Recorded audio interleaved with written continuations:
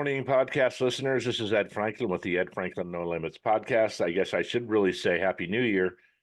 Here we are in 2024 already. Like I've said in the past, the older you get, the quicker it goes. Seems like we were just doing this, well, it's a year ago, but it seems like it was, 2 months ago we were getting into the new year. So Happy New Year. I hope you guys had a great holiday season. And I thought I'd kick off the year podcast this today, and talk about a few things about what you guys are thinking for the new year, and just some kind of stuff in general. You can always get a hold of me at edfranklin.nolimits@gmail.com, or you can go to my social media pages, Facebook, Instagram, LinkedIn. You can contact me through that, and I'd love to find out if you'd like to be a guest, or if you have somebody to be a good guest for my podcast. Yeah, I'm always up for that. You probably noticed I have this big sweatshirt on with a hood because, in the immortal words of Joey Tribbiani, the cold has reached my happy place. I am not a big fan of cold weather, and I did not go to the gym today, but normally when I go to the gym, it's in the 40s and it's going to start getting into the 30s. And like I said, not a big fan of the cold weather. I'd rather be hot again. And but before you know it, it'll be hot again. So again, Happy New Year. I had a great holiday season. I hope you did too. Whatever you celebrate, I hope it was fun and you were with family and friends and things like that. So what does everybody do in the beginning of the year? We talk about New Year's resolutions, and there's mixed emotions on that, right? Mixed opinions on whether those are a good idea, whether they're not a good idea. There's always a joke that, they last about a week. They don't have to, they can last longer than that. That's up to you. And, we talk about make fun of the gym people that show up. And I'm happy that people get back to the gym, and I wish they'd keep it up. I don't wish they'd keep it up at 5 a.m. So it has not been crowded in the morning. And so it doesn't bother me if a lot of people go to the gym. Like I said, there's a few more people in the gym, but at 5 in the morning, not many.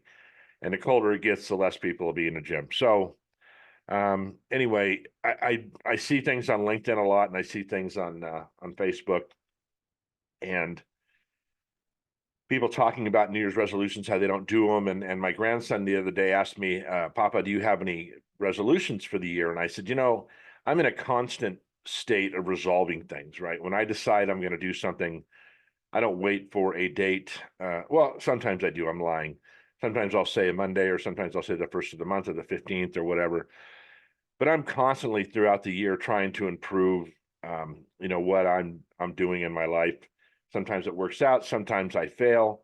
I don't really think it's fail. Sometimes I just stop going towards that positive thing. But I've been going to the gym at 5 a.m. now for, I don't know, 5-6 months. And I'm so used to it now. It's just, I wake up at 3:30 every morning and I'm ready to go. So, generally in my podcast, I'm telling you how great you are and how you should. Let me stop there before, and I'll get back to that.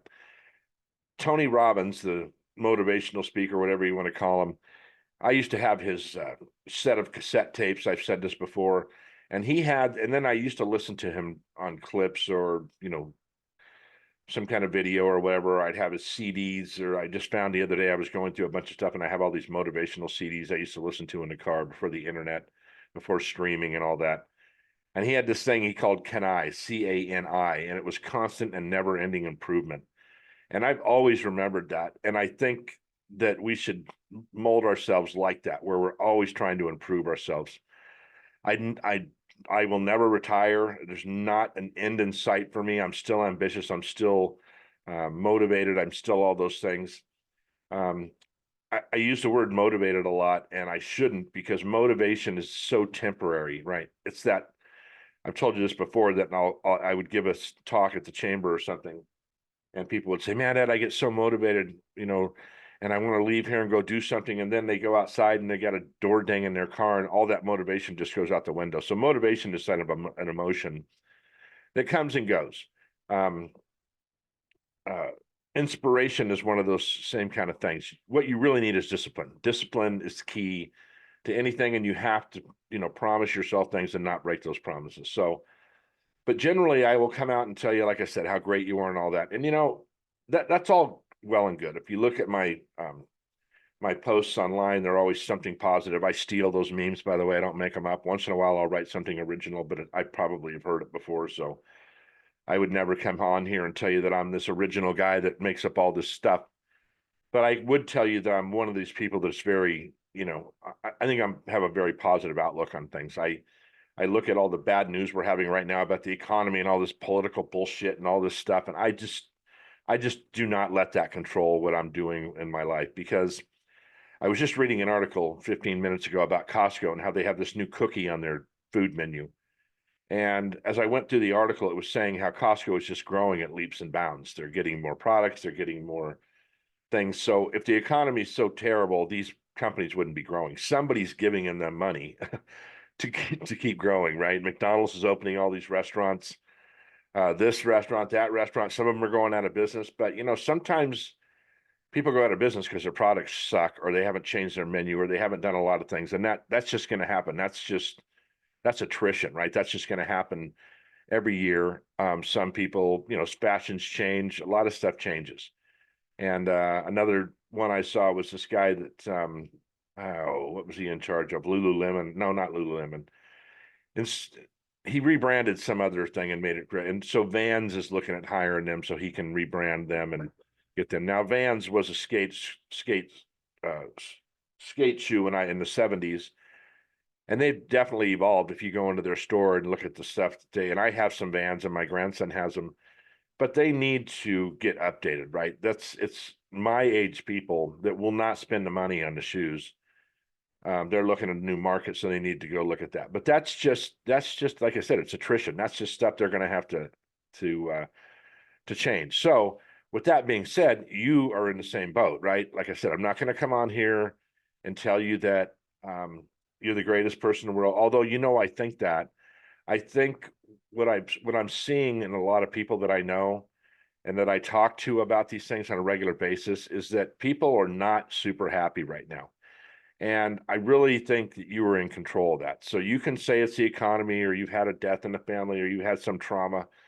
Fuck, man, everybody's had that. We're going to have to start figuring out how to deal with that. And I've had podcasts about that. How you're going to have to deal with this trauma. How you're going to have to compartmentalize your thoughts so you're not stuck on these things that have happened that prevent you from making things happen, right? From having that discipline.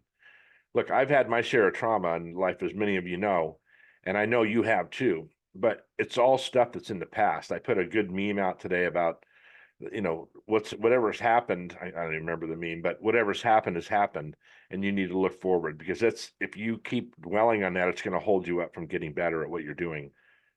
But I talk to people and I get a lot of just negative feedback, and they'll say, well, Ed, you don't understand. Well, fuck, I do understand, by the way, but there's nothing you can do about it. There's nothing I can do about it. I can tell you, I can give you my opinions. I can tell you that you need to get over it, but you're going to need to get over it. I don't, I have to get over shit too that I want to get over. Look, I've been whining for 3 years about shit that happened to me prior to COVID and how people have done this or done that. And, so they did that stuff. That's true, but nothing's going to fucking change if no one's going to come save me. So what I'm saying to you is you're going to have to put that stuff behind you and move forward. It's not because it's a new year that I'm going to have a better year. It's because I've just decided that I'm going to increase my discipline in certain areas, and I'm going to make my life better and get back to and further than I have been in the past. I just have to do it. Like I said, I'm just not interested in retiring. I don't want to rest. I want to work. I want to get better at things. I want to lead organizations like I have in the past, and I've done a good job doing that. I can even do better now. I'm smarter now than I was before. Kit sent me something the other day, my wife, if you don't know, about how proud she was of me. And it was a meme that she found that, even though, shit happens in my life, and she's pointing this meme at me, that she's proud of how I just continue to get over things. And first of all, it's awesome that she supports me like that. And I have the most supportive wife you could ever have. Believe me, she backs me up in anything I do. She's always encouraging. She knows that I'll do what's best for us and for the kids and things like that. And for her to say things like that or send me a meme like that really gets at my heart, because, and it motivates me or inspires me or gives me more discipline to do a better job, because it's someone that's recognizing what's going on. I mean, we've been together almost 25 years now, and I couldn't be more happier with Kit. She's very supportive, like I said, and you know, she's dealing with her own things. I'm dealing with my own things. Sometimes it's just life, right? You have trauma in your life. She lost her mother a couple of years ago, and that was not easy for her. And you know, she's in the same boat I am too, with leaving Powie and then not having a lot of people kind of, follow up with us. But that's those people. And the reality is we need to find, and I need to find that circle of friends that's going to be able to talk about what's the being a people of possibility. Had a big talk about that on my last podcast or the one before. You got to be a person of possibility. It's just, you just got to see that there's a I just told you how cold I was. Now I got to turn on the fan because it's hot in here. But you have to be able to look at things and vision and envision what you want things to look like and how you're going to have to change them. Now, if you don't want to do it, or if you say you're going to do it and you're not doing it, that's on you. That's not on me. It's not on anybody else. Like I said, no one's going to come fucking save you. You're going to have to stop with the excuses, stop with all the bullshit. And that's kind of my message this year. Stop fucking around. We need to move forward. We need to get, whether it's weight, smoking, drinking, I don't care what it is, better job, better whatever. You're the one that needs to go attack that. And if it's a side hustle you need, find a side hustle and do it. Try some stuff out. It doesn't cost money to try things out, to come up with ideas. I have this notebook that I sit down with every night and I make notes. And I didn't make a lot. I did make one note because I was watching this. One of these clips came up for Americans Got Talent, America's Got Talent. And these little clips will come up all the time, so I watch them. And I remember this one guy came up, and he came up the other day again. He had a big family. I think he had 4 or 5 children, and all the children that he had were out of foster care. They didn't have any kids on their own. They adopted all these kids, and they're all different races and sex and all that. It was yanked at your heart just out of the gates, right? Just to see that this man and woman, he was a mental health nurse or doctor or something for kids in foster care, for kids, mental health, big problem in America. He's addressing it because these kids already had some trauma in their life that they didn't deserve. And he gets up to sing, and they were asking him, why are you doing this? And he was a good singer. He wasn't the greatest singer ever, but Simon made a point at the end to say, it's not always about the talent. It's about the story. It's about why you're doing this. And he said something great. He says, if I'm going to tell my kids that they have to go out in the world and try things and try to get better and try to accomplish dreams, and I'm not doing it, it's no impact. But if I'm out here doing it, and he said something good. He says, when you're just surviving, you can't dream. I think that goes to some of you that are listening to this. If you're just surviving, if you're just getting by, if you don't know where that next, paycheck's going to come from, or that next rent check's going to come from, or whatever, and it's hard for you to imagine that things could be so much better when you're just trying to stay upright, when you're just trying to keep your sanity, when you're just trying to, be a little bit happy, have some successes in your life. It's very hard to dream. And that was an amazing statement that he made. And I thought that that just impacted me when he said it. And I'd heard it say it before, but it didn't impact me as much as it did the other day when I so much so that I wrote it down and I wanted to bring it up in this podcast. So I'll say it again. When you're just surviving, it's hard. You can't dream. And that's true. I agree with him 100%.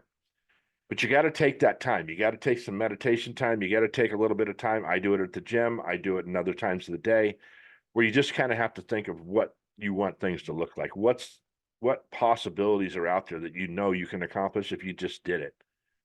I saw another meme today that was good, and it was like, I just totally blanked out.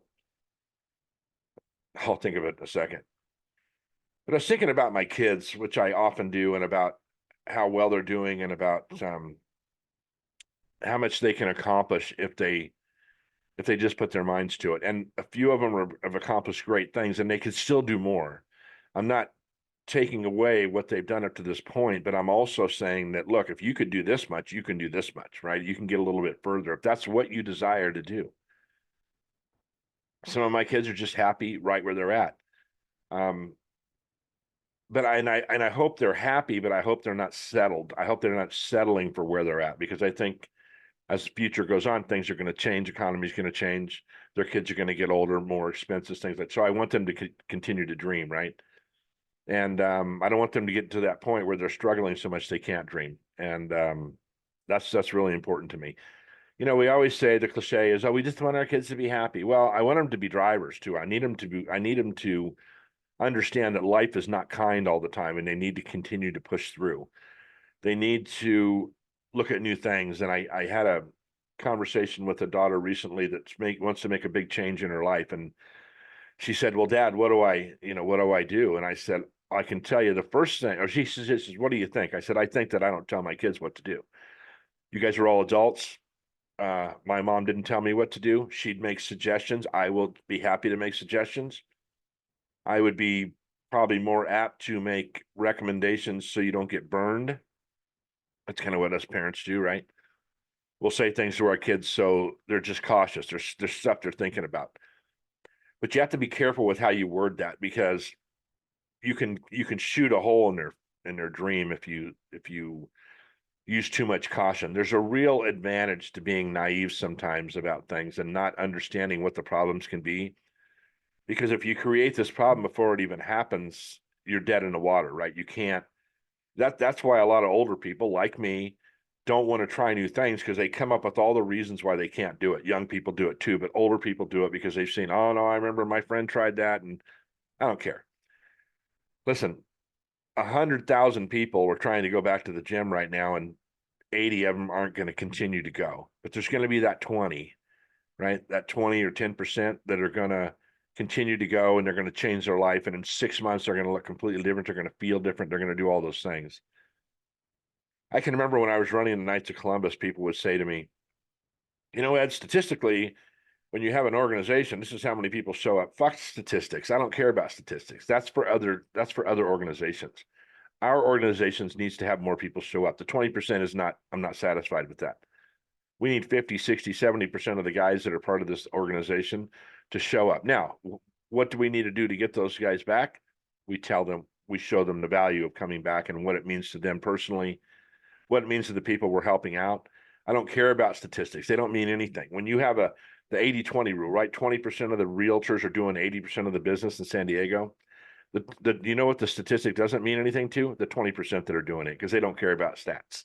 They're just out there grinding all the time and doing the best they can to win. So statistics are great. It's like Monday morning quarterbacking, right? Who gives a fuck about statistics? No one cares. So I so what I want my kids to do, back to that, is I want them to keep their eyes open. I want them to use the abilities God gave them, the natural abilities God gave them, and they do. Um, some of my kids are quieter than other ones. Some of them are boisterous like me. Some of them are leaders. Some of them are not leaders. It's okay. They just need to stay in their wheelhouse and, try to get out of their comfort zone. That sounded contradictory, but it's not. Stay in your wheelhouse as far as the knowledge you have, learn more knowledge, broaden your wheelhouse, and get out of your comfort zone, which is learning those things that you're not super comfortable with. I remember I was talking to a sales guy. He's been on my podcast before, and he was talking about comfort zone one time. I had brought it up, or somebody brought it up in a meeting, and he happened to be at that meeting. Got to take a drink. Just coffee, by the way. No added spirits. But and I said about getting out of your comfort zone. He goes, "No, no, no, no. I think salespeople need to stay in their comfort zone because that's where they operate at their highest level." I understood what he was saying. When you're comfortable and you're on the phone or you're talking, you're in a sales organization. I get that. I'm more talking about knowledge. You got to get out of your, if you know A, B, and C, you need to learn about D, E, and F too. It just broadens your scope. And I've been, luckily, on accident, I learned sales, operations, service, maintenance contracts just by accident because of different jobs I've been at. I've learned a lot of these other things. It makes me more marketable, but it also makes me look like, I had a headhunter tell me the other day or 2 months ago. He was looking at my LinkedIn page. He says, "You know what the problem with your LinkedIn page is? It looks like you can do anything." And I said, "Well, I can. I mean, I've been in those different positions. There's not, after having done all those things, it's not all that different when you're in a work environment or an organization.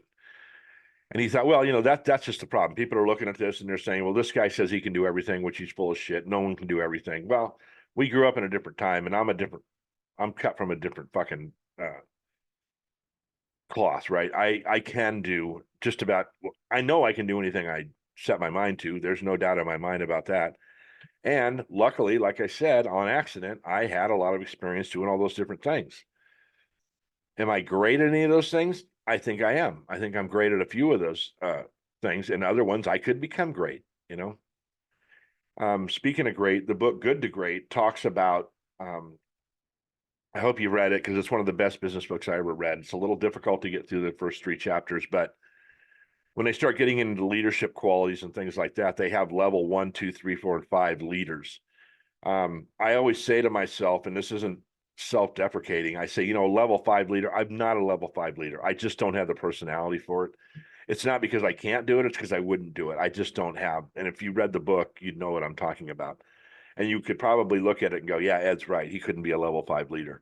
It's a different kind of animal than it's just not me. I just don't have the personality like that. I'm not as patient as a lot of those level 5 leaders. And but yeah, it's a really good book. It's written by Jim Collins. He's a professor at Stanford, and he's written 3 or 4 books, and I've read a couple of different ones. But anyway, I was watching the movie Draft Day the other day.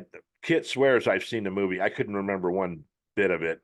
I'm imagining that I probably had a few drinks before we started watching it and fell asleep during the credits, in the opening credits.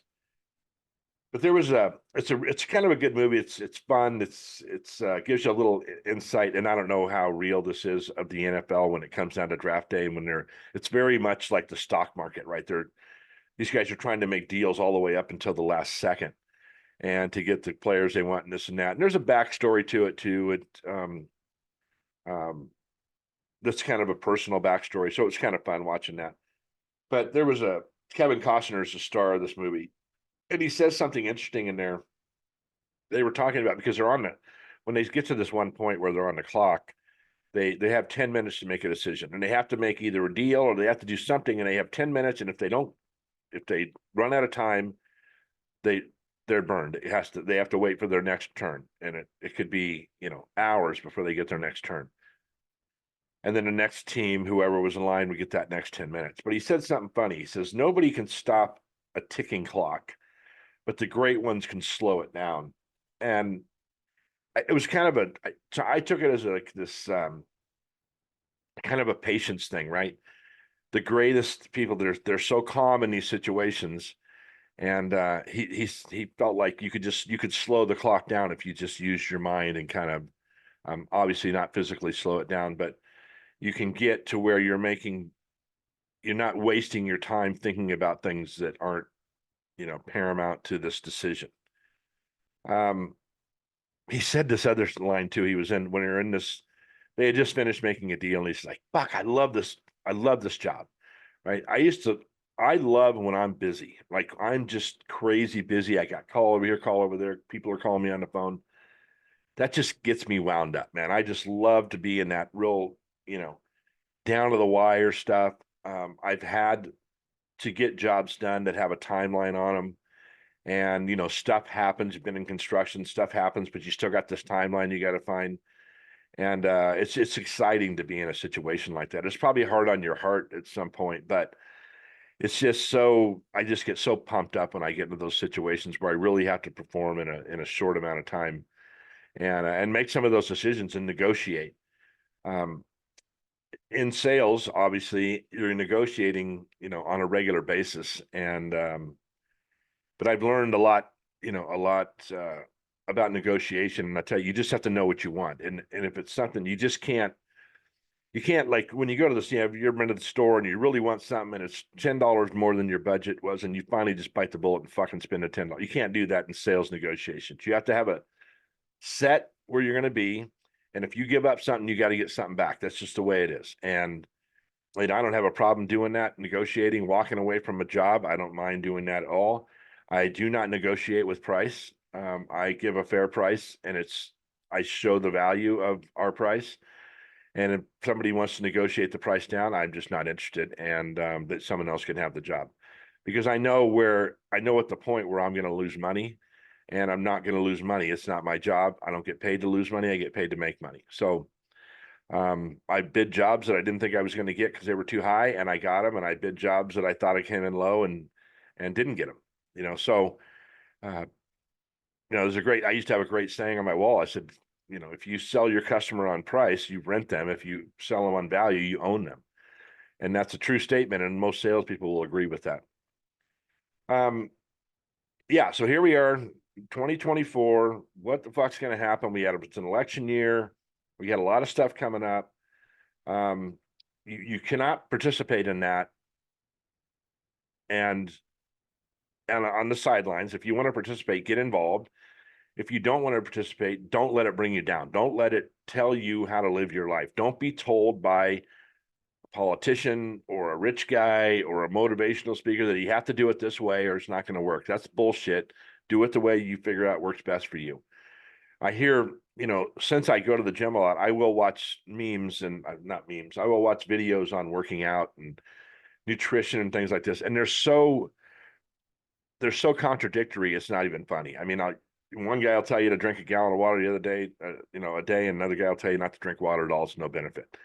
This guy will tell you how to do this exercise, builds muscle. This guy will tell you how to do that one. This one doesn't work. That one doesn't work. That one doesn't work. This one doesn't work. It's just this constant barrage of experts that don't know shit, most of them.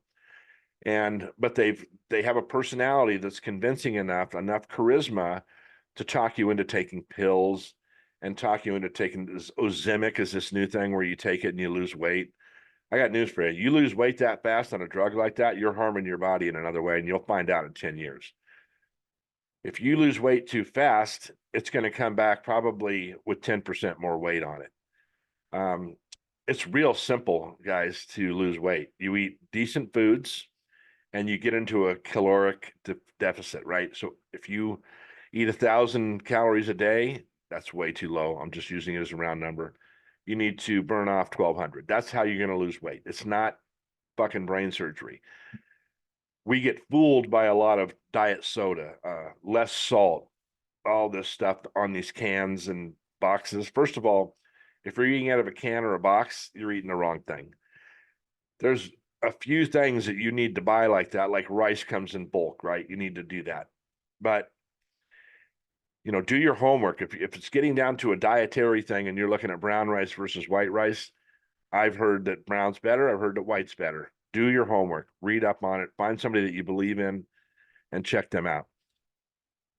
If you're eating anything out of a box, I don't care if it says low sodium or whatever, fucking don't eat it. If you're trying to lose weight, do not eat that.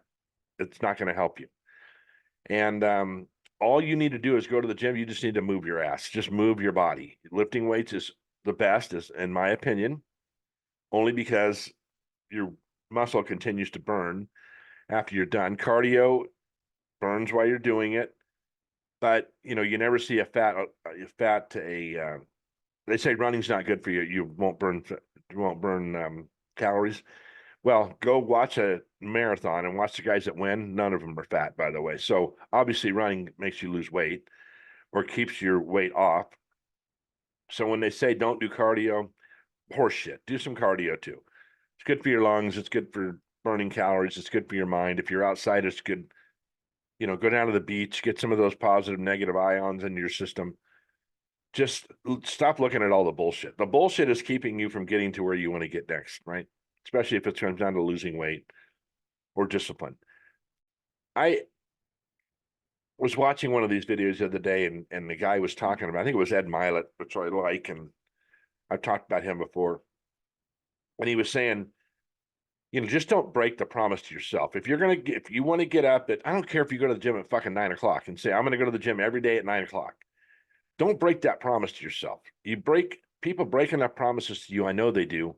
Do not break the promise to yourself. Promise yourself you're going to do something on a regular basis and do it. Stick to it. Just don't lie to yourself. I've done it. I'm not sitting here preaching to you. I'm the person that pisses me off more about that stuff than anybody else in the world. See, if you don't have a dream, or if you have a dream and you don't make it, I love you, but it's not going to matter to me. See, if it's not going to change my life if you don't lose 20 pounds, right? I'm going to just continue doing what I'm doing. You're going to continue what you're doing. I'm not going to be lie to you here and tell me that I live for you to fucking succeed. I don't, but I want you to succeed. I want you to get the feeling of doing something that you set out to do. It's an insane feeling, right? It's that thing where when Kit and I were using that trainer, I lost 60 pounds in a year. I mean, to look back at that and I see it, it comes up in my memories. I'm like, fuck, man, that was just the most awesome thing. And then what pisses me off is um, I used COVID as an excuse, right? I had every opportunity. I should have been in 5 times the shape during COVID. I didn't have to go to the gym. I could have went outside like I'm preaching to you all the time. I could have walked every day. I could have done a lot of things. I could have worn a fucking space helmet if I had to was worried about getting COVID, but I didn't. I sat on my ass. I drank too much. I ate too much. I watched the news, stupidest thing I could have ever done. I listened to fucking experts. I went and got the shots. Now they're saying you shouldn't have had the shots. I don't even, I don't fucking know anymore. But thank God it's over. It's done. We're back to looking at 2024 in this case. And I'm saying to you, you can't have a better feeling than what uh you're going to get if you accomplish something. And I'm telling you, do baby steps. Don't even look at this. Don't take the scale and throw it out the fucking window. Your body, you may not lose weight, but you may lose inches. That's what you're concerned about. I know you are. You're concerned about how you look, and that's okay. You're concerned about your heart health. You're concerned about all that thing. You need to get rid of the fat and put on muscle. It's super easy, right? It's you are the one making it hard on yourself. I'm the one making it hard on myself. I'm trying to come up with fuck it. Just go do it. This is why going to the gym at that early in the morning has been so beneficial to me. I looked on my app. I can go and look how many times I've gone because I check in every morning with the phone app. I've been on an average 5 days a week for the last 4 or 5 months, even during the holidays, even during no matter what was going on, because it's so early in the morning. I don't have anything that's going to put a hiccup in or skipping that. And I could even go earlier. In Penasquitos, where I live, they have a 24-hour fitness that opens at 5, and they have one that's open 24 hours a day. So if I had to go to the gym at 4:30 or 4, I can get up and go down and work out at that gym.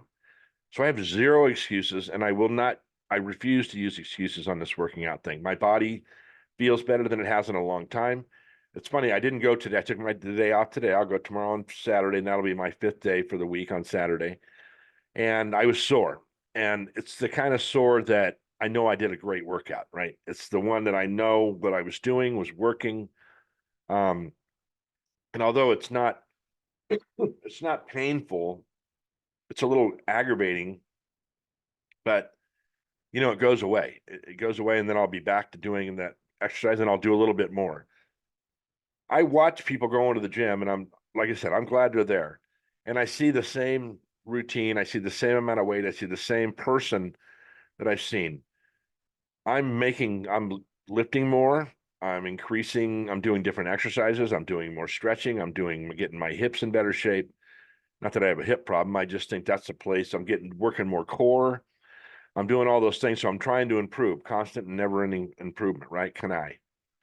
And listen, I'm glad they go to the gym. I just wish I could see them doing some things a little bit different routine. Because your body does have, your body just gets used to it and just kind of goes to sleep, I think, on you sometimes. But like I said, nevertheless, they're in there every morning at 5 o'clock, and I'm watching them do their shit. So good for them. They're there every time, and it's a range of ages. It's from 20 years old to 80 years old. There's a guy in there that's like 80 that goes in and works out all the time, and I'm so happy he does that. I don't go to the gym to talk to people. I don't socialize at the gym. Very rarely will I even talk to anybody. In fact, my son-in-law goes to me. We rarely talk when I'm there. When Kit and I used to go to the gym, we rarely talked. It's just I'm not there to socialize. I'm there to get lifting done. I would say lifting weights is probably one of the most boring things you could ever do in your life. It's just redundant every time. Same thing. Switch up exercises, but it's just the same thing. And I love it for that. I love that discipline. I love that same routine every week. I switch up the days, do different body parts. So, yeah, it is boring, but um, it's also pretty cool that I'm doing it. So, I just love the monotony, just the regular thing. And when I'm done, I feel so good. I've accomplished something already in a day, and then it helps me get. So, listen, I think I fucking complained enough to you today. A lot of more podcasts coming up with some new ideas, going to come up with some new formats, things like that. I will get to where I want to be. I have some dates set for, things to accomplish. I think that's a good motivator too, is use your calendar as I cough up along. I think it's a good idea to use your calendar to set goals. Um, I even have a countdown thing on my phone where I'm counting down the days to a certain date. I'll tell you more about that later. But look, it's not that there's so many great opportunities because it's 2024. We have so many great opportunities because we're alive and we have tomorrow, right? We're not promised tomorrow, but we know we can schedule something tomorrow, and 99.9% of the chance it's going to happen. We're going to stop lying to ourselves. We're going to stop doing all these things. Stop reading the fucking paper. Stop looking at this nonsense we have on social media, this lying over and over and over. No matter what party you're part of, I don't care what you're part of, there's this lying. They have this new Epstein list that's coming out. And the other day, they had President Clinton saying some things, all AI generated, all bullshit. I didn't even listen to it. I just know it was AI. And when I read the comments, it's AI. Be real careful about that stuff. Now they're able to take my face and my voice and do a podcast without me even being there. And that's scary shit, right? It's scary in that you're getting bad information, and I don't want you to get bad information. Here's what you need to do. You need to look in your mirror, get that pad of paper, like I've told you a million fucking times, get a pen and start writing down where you want to be, what you want to do. Look, if you're happy as a lark and you don't need to change anything, you're 1/1,000,000th of percent of everybody in the world. I'm telling you, I talk from CEOs of janitors about stuff all the time. People open up to me, and a rich guy is in no better shape than you are. They're not. They have the same personal things we're dealing with. They have the same traumas they've dealt with in the past. They just have better discipline a lot of times. But they still have problems. I'm 100% guarantee you. Things just work out. I think you create your own luck. I think sometimes there is, luck. There's timing. There's a lot of different things that you can, that have worked out for this person, it didn't work out for me, and vice versa. But you understand, I'm in this really warm house right now, and then I got too warm, so I turned on a fan. I'm on a fucking computer that I can broadcast all over the world. I'm raising two awesome kids. I got an awesome, beautiful wife that I love, and we have a great relationship. I have no fucking reason to complain at all. I got some new friends recently that I like to talk about. I'm getting some people motivated to do some things, or at least off their ass to help me and to help themselves kind of change their lives. So I have nothing to complain about. I'm still going to complain because that's just me. But when I complain, I'm more yelling at myself, trying to say, and it's not being negative. It's just saying to myself, come on, you had an opportunity, you fucked up. You need to stop crying about it and just move on. So listen, happy New Year's on that note. Happy New Year's. I hope everything comes true that you want it to do, but it's up to you to do. That was kind of a little rhyme, huh? Anyway, it's all up to you guys, right? And I want you to succeed, and you will if you have some discipline. Get out there, get some exercise, get some fresh air. Love those people that are around you. The last thing I'll tell you is I was talking to my son-in-law and another gentleman at the gym, young guy, yesterday, and the guy was complaining. Sorry, he was complaining about how he has no time because he has two children that he has to run around to sporting events and, this and that. And he was kind of just, bleeding out a little bit about that. And I said, dude, we had 5 daughters in 4 sports at one time. And we ran all over the place for these kids. Plus I had a job. Plus we were remodeling a house at one point. Plus we were and kid had a full-time job. I was dropping them off. She was picking them up. We were doing all kinds of crazy shit. Right. And he goes, whoa, I guess I can't complain to you. I said, no, but let me tell you something. The fact is I miss it. I fucking miss it. I love being that busy. I love my kids being at that age. I love the competitiveness they had, all the stuff they did. I just miss everything about that time of my life. It was just a great time. And he was very surprised that I said that. And he says, everybody says that. I said, that's because it's fucking true. I'm telling you, when you get to be my age and you don't have that stuff, you're going to miss it. I constantly telling my kids, spend all the time you can with your kids right now. Saw a meme the other day. The only people that are going to be mad or the only people that are going to remember that you worked late and you traveled and all these things are your kids. They're the only ones that are going to go, man, I wish I was with my dad and mom more. But they traveled and they had to go to work and things like that. Your boss, they don't give two shits about you. I'm sure there are bosses that care about you, but they have responsibility to earn a profit, and that's what they're going to do. And if you died next week, God forbid, they'll replace you 2 weeks later. The ad will be in the paper, and that's because that's what they have to do. It's not because they don't like you. It's just what it is. But I tell you what, your kids will never, ever forget you.